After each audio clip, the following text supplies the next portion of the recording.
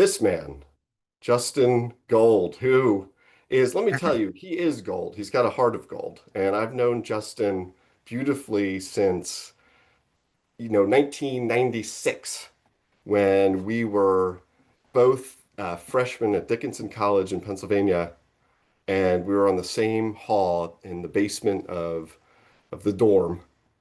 And I'll tell you, I knew at that time, maybe I couldn't put it into words, but that guy was going to start a successful peanut butter company.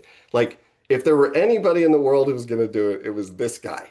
And let me tell you, so I showed this before, but here we go. We all know it, right? So if I can get some likes, some in the comments there, here it is. We know it. We've seen it everywhere, right? It's not just out and about, it's everywhere.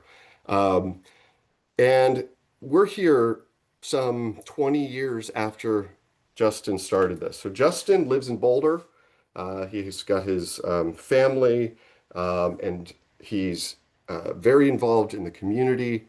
But the early days were like those that we just heard about, right? Justin is going to share that with us today. So thank you so much for being here, Justin. First off, we really love having you, and I know everybody's going to benefit a great deal from this opportunity to have your story told. So the focus is going to be on those early days, right? We know we've seen the headlines. We can go online. We can read about, the investment round or the suitor and the, Hormel.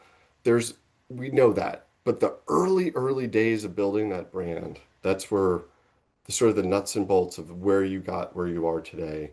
So I'd like to go back to that. So with that, Justin, would you do us all, first off, let's have a big welcome for Justin here. So if everybody could please show the love.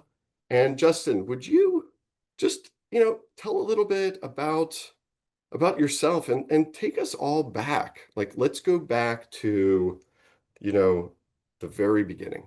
What was that? Yes. First of all, hi everyone. Few things. Neil's the real deal. So, one of my favorite moments was being at Expo West, which is the largest natural foods show, product show in the country. And I'm there with Justin, and then Neil walks, and I knew Neil was going to be there because we've been emailing back and forth, and he had his pasta sauce, Little Nello's company, and it was just so great to see him. He's the real deal. He started a company from scratch. He's seen it through to the big time, and it was really fun for us to connect and to be able to be here together. We have a lot of history, which is super Thank fun. you. And it's good to see you, Neil. Okay, Good to so see you. Justin's. So I first of all, like Becca and Alex, they know what they're doing. Like it was really great to hear a lot of their insights. I think that you are your brand, right? I think every day we show up and we are our truth and what we say we do, and we're there, right? And if you're having a bad day, it's okay to be vulnerable, but you just can't always show it, right? You have to like show this strength and this courage that other people will really, kind of buy into. And and the other thing I just want to press upon you is Neil and I, we didn't have MBAs. We didn't go to school for business. We didn't go to school, we went to a liberal arts college and we learned honestly how to figure stuff out, right?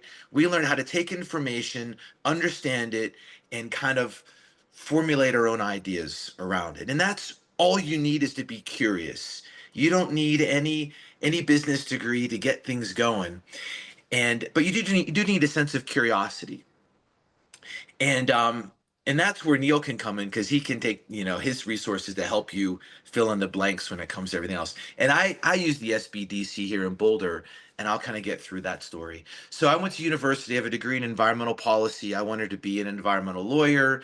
I was preparing for my LSATs my senior year at Dickinson, which is near Harrisburg. I interned at a law firm in Harrisburg, and that internship changed my life and my career forever because I did not enjoy it. And so I think it's really important for everyone to start off somewhere and kind of figure out, because sometimes you don't know what you like till you know what you don't like. So that kind of sent me from there I had to leave Pennsylvania, so I moved to California to start a new life, and I was waiting tables. California really wasn't for me. I realized I'm a mountain guy, so I moved to Boulder, Colorado, and I moved there because I wanted to go back to university for something. I wasn't sure for what. So I'm living in Boulder, Colorado, and I'm waiting tables. I'm working in restaurants. I'm a vegetarian, and I'm eating a lot of peanut butter and almond butter for protein. Right? It's a cheap source of protein. And curiosity kicked in. Why aren't there any other varieties and flavors of peanut butter? Why is there one brand of almond butter and it doesn't taste very good, but when I eat a handful of almonds, it tastes amazing? Why? And so then I started to ask myself, well, I wonder if there are any successful food entrepreneurs in this community that I can reach out to. And the best thing for you guys to do as entrepreneurs are hear other entrepreneurs or other business leaders' stories. And everyone's story is uniquely theirs, and yours will be uniquely yours. But it's just great to hear them.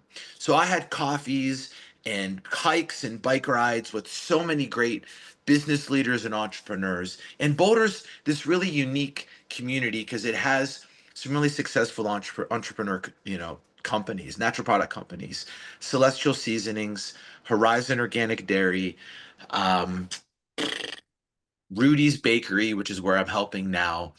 You have White Wave, which is the makers of Silk. You had Wild Oats at the time, which is a natural retailer. So I had all these great resources to pull from. So I started to like to meet and talk to some of these business leaders. And the one thing that I always came back to personally was I needed a business plan. I needed something to organize my thoughts and to give me kind of a roadmap on what I should always be doing. And so I went to CU's business school's library and I started to write a business plan. And as I'm writing in the business plan, I had some big gaps. It's really fun, to be creative and come up with fun names and flavors and, maybe maybe make it and find a commercial kitchen and all that's really fun and easy. But for me, when it came down to the finances and understanding, well, how do I create a pro forma from a cash flow analysis on when I'm going to need cash and how much, and all of that stuff was when I leaned on the SBDC and I said, look, I have this plan, I have this idea, here are my samples, try them, and all that was really fun. And then the SBDC gave me the tools and the spreadsheets really through Excel on how to monitor and analyze, my cash. And that was really important. And my first investors were my family with $45,000. And I started at the farmers market here in Boulder. And the farmers market was great because it's food and you get instant feedback and people love to share their feedback, as Alex and Becca were saying. And so and I instantly was able to understand, okay, this is the net weight I need to do, this is the price point, these are the top flavors that I have. And then I have a farmers market kind of cult following, but I'm still waiting tables. Then I got a job at REI. I'm still working and I'm paying everybody else first, and I wasn't able to really make enough money for myself. But I had this vision that this was going to become a national brand, and that's what I wanted to do. But I didn't know how to do it just yet. And I was, at 23, and I didn't have a dog or a girlfriend, and this is just what I wanted to do. And so I'm making nut butters. I'm in the farmers market, and I found a commercial kitchen that was a salsa company, and I was able to on nights and weekends negotiate the use of their jar filler, their jar labeler, their litter, and I was able to do things one across, and and then I was able to figure out, okay, well, I want to get this into Whole Foods and into natural grocers and into local, specialty gourmet retailers. And so all I could do was just show up and ask questions. And the one thing that I really recommend, two things. One is carry two notebooks, a big notebook and a little notebook. The big notebook is to take lots of notes, and the little notebook is to keep on you. So I would go into a grocery food store and I would figure out, okay, I walk up to the set. All right, I'm at Whole Foods. I see the set. I see that there's five facings of this one brand. It's really popular. Three facings of this brand. I'd see there's things up down below, things up high. And I'd walk in and I'd understand, okay, where I belong in the store. And then I'd kind of walk back out, kind of, but I'd walk back in and be like, hey, My name's Justin. I'd love to talk to the grocery buyer. Are they here today? Oh, they are, but they're really busy. Can you come back at a different hour? Certainly. So, I knew when to come back, talk to the grocery buyer, and say, hey, my name's Justin. I have this food product I'd love to sell in your store. And all of a sudden, the eyes roll in the back of the head. I've heard this 100 times. Okay, hey, I would love to be able to sell here. And then the first thing they would say is, hey, do you have a distributor like UNFI? And I would kind of be anticipating that question.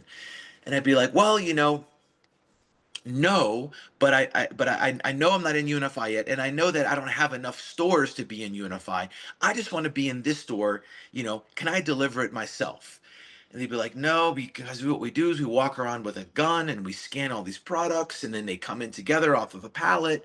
And I anticipated that response because I talked to other, business leaders and mentors and sales guys and girls. And so then I'd be like, well, I know that you use the gun. Well, what if I were to come into the store and I would check to see what you were low on, and I would deliver exactly what you needed.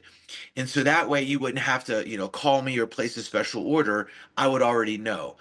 Well, then the problem is you're gonna have these cases, they're gonna be in the back of the warehouse. I'm gonna have to find them, and it's gonna stock the shelves. It's just gonna be one other thing I have to add to my list of things to do, which is already too long. And then I anticipated that, because I'd heard it maybe from another store. And so I would walk in and I'd be like, okay, well, how about I'll I'll see what you need on shelf. I'll only deliver what you need. I'll stock my own, I'll take it from the back. I'll stock my own shelves.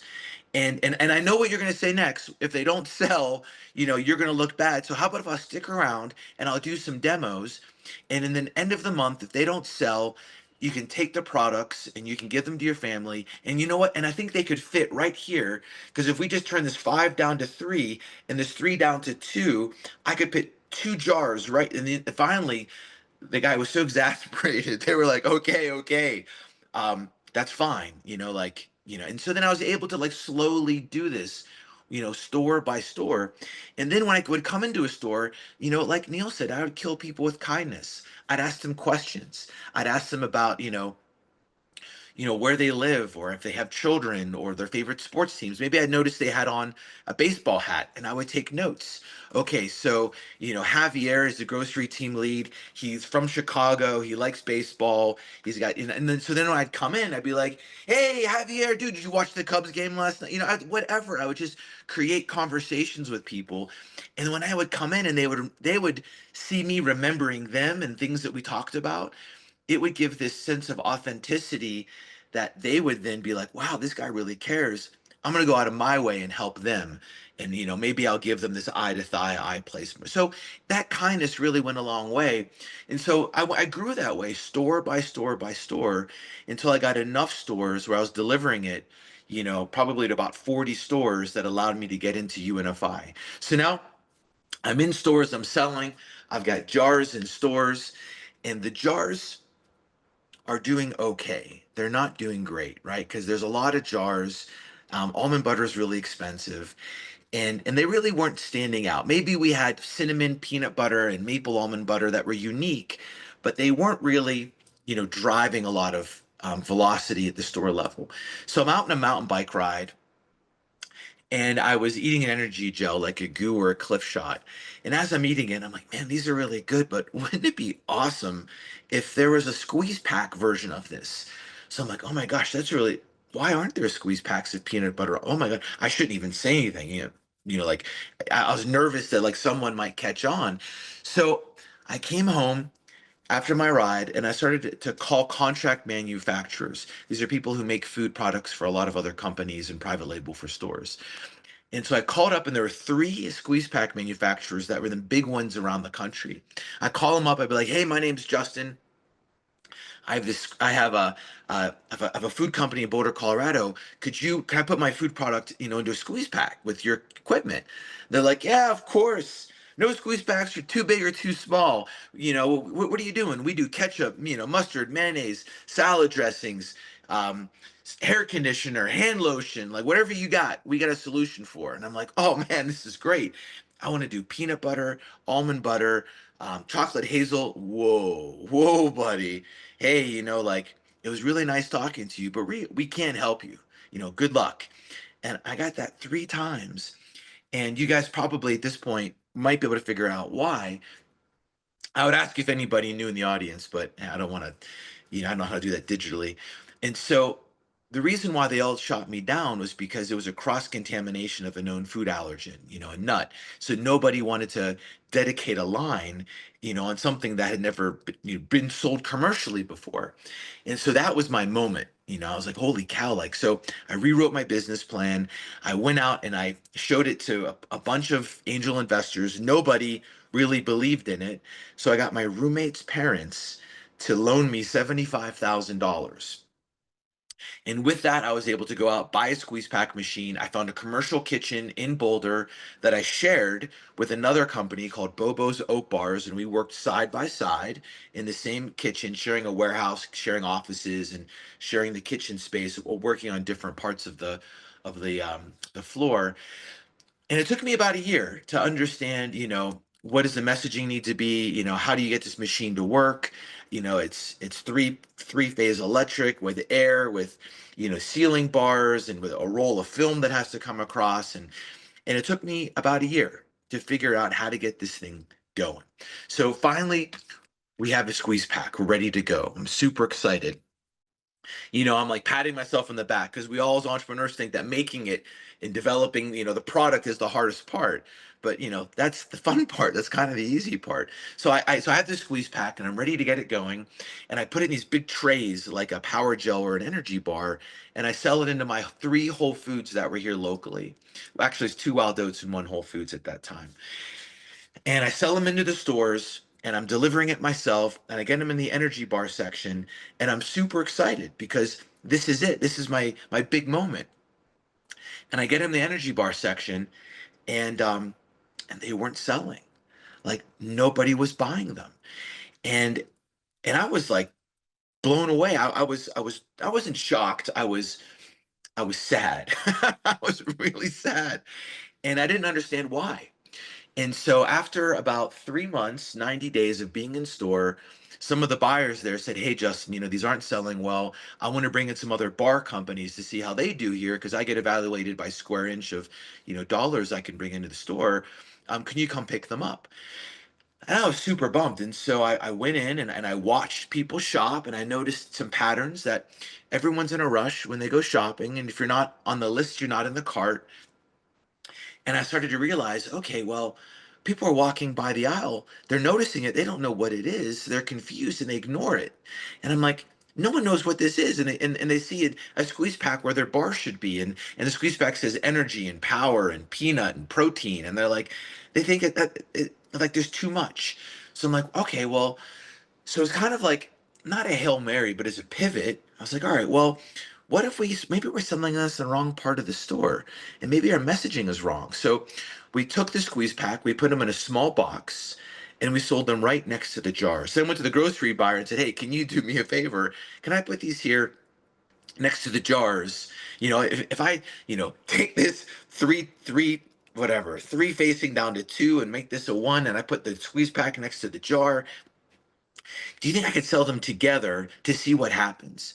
And because I had good relationships with these buyers, they're like, sure, we'll give you a shot. We'll recode it from snacking down to grocery, and it worked. It was crazy. Like people started to notice the squeeze packs. They knew what they were, as peanut butter, but in a smaller portion. And I thought people were buying these because it was on the go portable protein, which is why I created it. The reality was people were buying it because it was a trial size. They were seeing a jar of almond butter, like, wow, a jar of almond butter, $10, $13, it's really expensive. Oh, look, there's a squeeze pack that's just like it.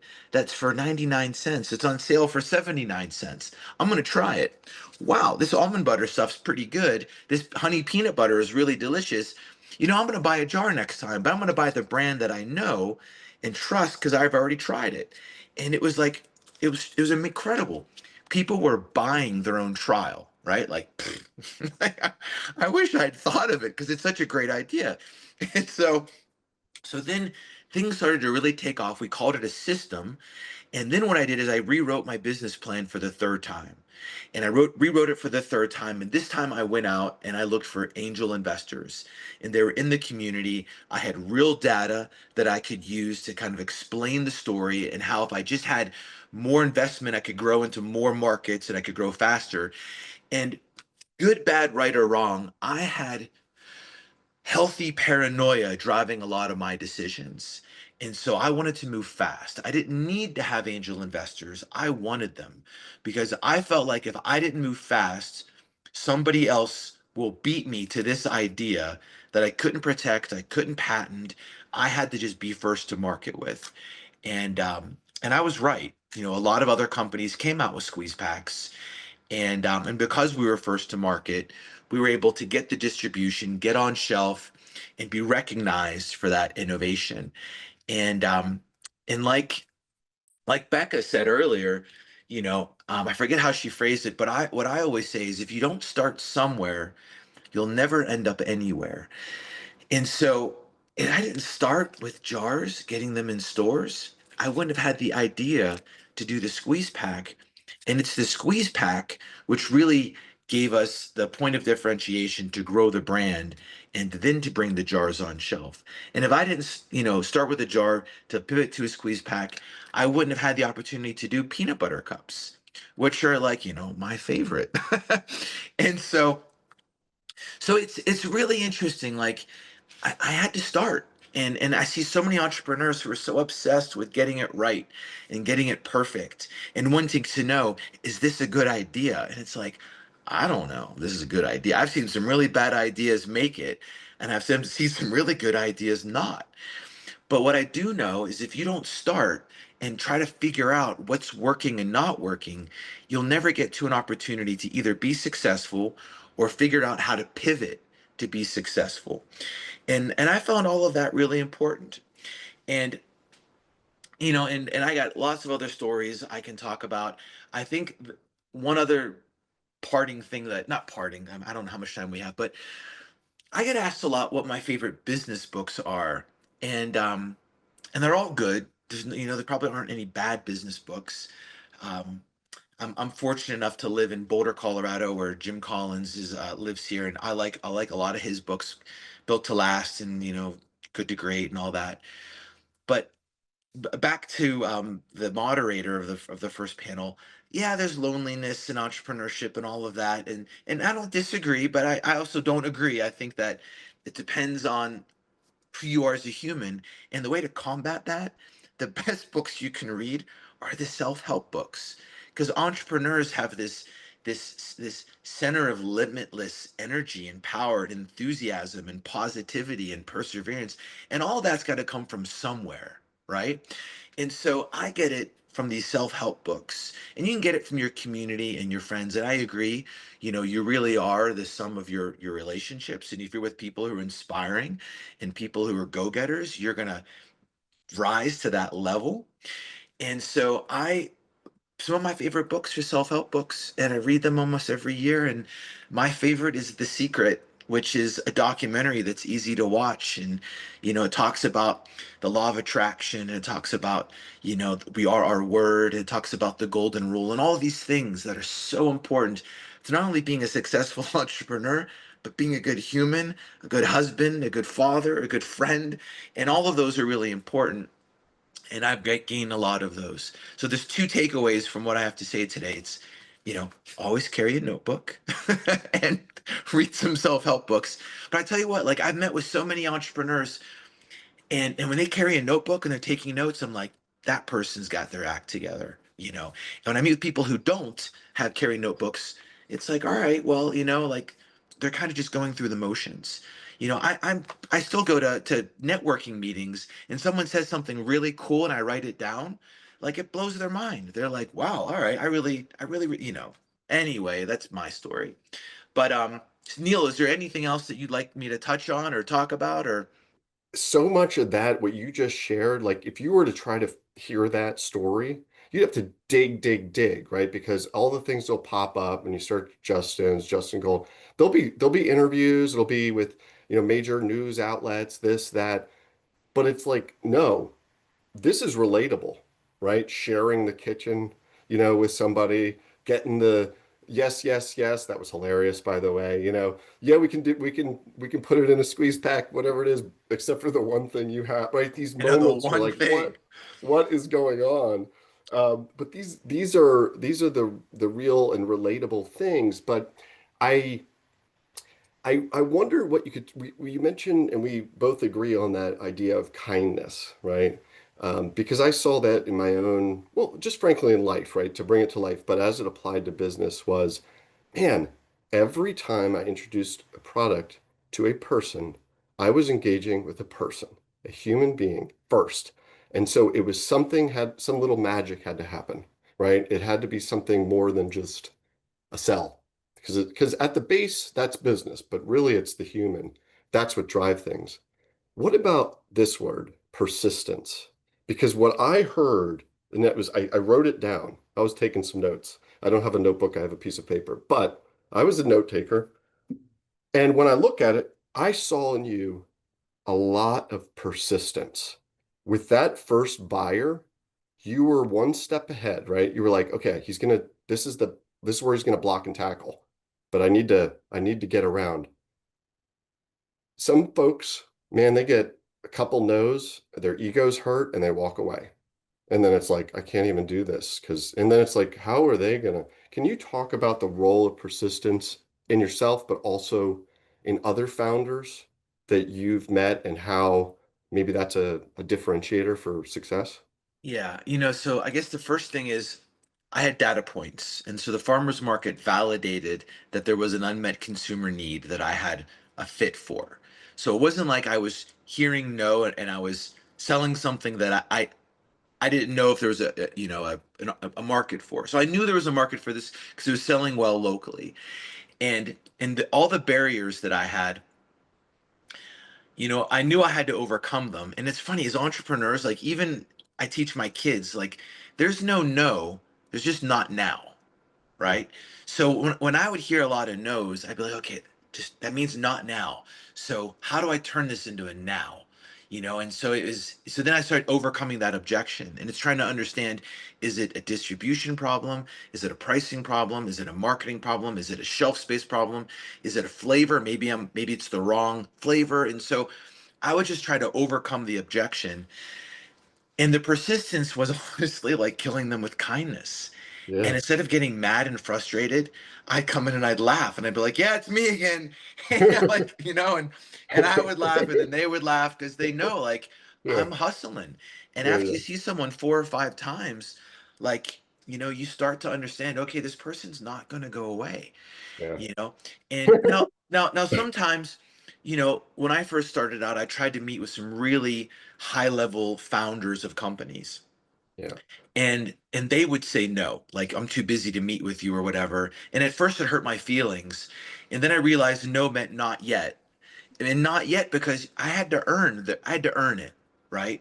So I just can't call up the CEO of Chrysler and say, hey, I've got a Chevy Colorado, I got some problems, can you help me out here, like, or I like you that was a terrible example, but It you, was, you it have was to funny. you have to earn the opportunity to talk to certain people. And so I would start with, a sales executive and say, hey, can you tell me the ins and outs of how to sell to this retailer? And then I get to the marketing executive, hey, can you give me the ins and outs of what type of paid social and in store and out of store marketing I should be doing? And then maybe I'd be like, hey, do you think you could introduce me to the founder? Because I would love, and now it comes from the inside, it's more authentic. And I had to earn my way up to meet with someone who I really wanted to learn from. And I think that a lot of founders miss that. They try to go to the top, and you have to Yeah. kind of like earn your way to the top. And Yeah. it shows a lot of, I'd say credibility and persistence on you. But no, persistence is such an important word. Yeah. Yeah. I love to go back to that first part of your answer, and I think is a really good takeaway for the founders in the room, but also the advisors, as a piece of reinforcement, is that educate yourself on the problem that they're dealing with, understand the obstacles, the challenges, and the opportunities, so that you're prepared. You have knowledge and you're prepared to, when you have that moment where you're engaging with them, it's not persistence to the point of annoyance, right? You keep showing up with the same ask and Right. they've already told you no, and you're just like, go away already. Like literally like we're an Right. You have to allergen-free have something new. storm. You right. Yeah. Yeah. Like we're not going to, but you need to think about kind of their perspective, and then you're not then you're a problem solver for them. So you can be persistent, but you're problem solving. You're coming up with like, oh wait, so if we do it this way, and then don't give up. I mean, it's just such an essential thing, like something that I tell my 10-year-old son, right? No, you can do it, like try again. Like it's so true. Like over in the energy gel section, it didn't work, but don't give up because the idea had merit and you believed in it and others too, right? And it was just a matter of testing and validating it further. At some point, you may have exhausted all of that testing and validating, and maybe it it didn't work, but at least you didn't give up. It kind of sounds cliche, but cliches are like the backbone of a lot of entrepreneurship. It's like these fundamental truths. So we're about at the end here. So what I would like to, Justin, here you are today looking back on this whole journey, and you're talking to a group like this, a group of uh, entrepreneurs, a group of advisors, and sharing your story. Can you leave us with, maybe, I mean, you did share plenty of wisdom there, but like if there was like another nugget that you wanted to share, piece of advice, that everybody can kind of carry with them, maybe even something practical to just go out today and do, like buy a notebook. Um, but what would that be? And then from there, we'll move on to our next session. Yeah. No, I mean, at the end of the day, like you're going to meet with so many people and you're going to hear a lot of common themes. And sometimes you have to hear it from three or four people. It's like when you're launching your product, you want to get it in three or four stores in one community because I call it surround sound. If you see it at just one store, it's like, oh, that's cute. But if you see it at three or four stores, you're like, okay, wow, this thing's, I get it. I'm going to try it now. And so the surround sound is really important. And mentors are so important. And Becca has an advisory board. I had an advisory board.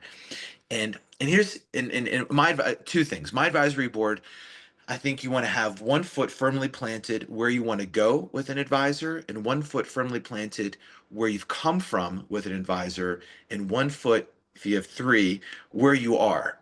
So, I had an advisor who'd sold their company and was now an investor, and so that person gave me a lot of wisdom on how to become that. And I had one advisor who was a current CEO who knew the pitfalls I was about to face, and I had another advisor who was kind of like in the same position I was in. They're an entrepreneur and they're facing the day-to-day challenges. And that was really helpful. But they were older and they had done this a few times. And so, and the thing about mentors, and this is the wisdom I'll leave that I think is really kind of cool, is mentors just become mentors. You can't go out ever and ask someone, hey, could you mentor me? Like, now you've created this level of expectation and this level of obligation that nobody wants, right? I don't want it. They don't want to have to hold you accountable to being a mentor, right? So what happens is mentors just become. And so I must have 60 mentors who all provide value on different things, and none of them know they're my mentors, because they're friends, they're acquaintances, they're people that I call when I need advice. And so it's really interesting because I think it's such a valuable thing because you develop these great friendships with people, and it flows both ways. And a mentor doesn't have to be someone who's gray and has been there and done that. Like, it's just someone who has something that you need or want, and they can be younger and they're just doing something at a level that you really think is amazing. And so hey, how do you do that? Like, and so it's really fun. And so I think we're not alone in this, and it's all about finding the right people who can give you the input that you need, and then they become kind of mentors at some level, and then your obligation is to pay it forward, because even if you're not successful in the level that you want to be successful, you're doing something right, and someone's going to ask you for help, and you need to make sure that you're available for those people, and it'll open doors for you in ways that you haven't anticipated because you're open and friendly and honest, and that's all we want to be, in this world, is just good to other people and to Well, ourselves.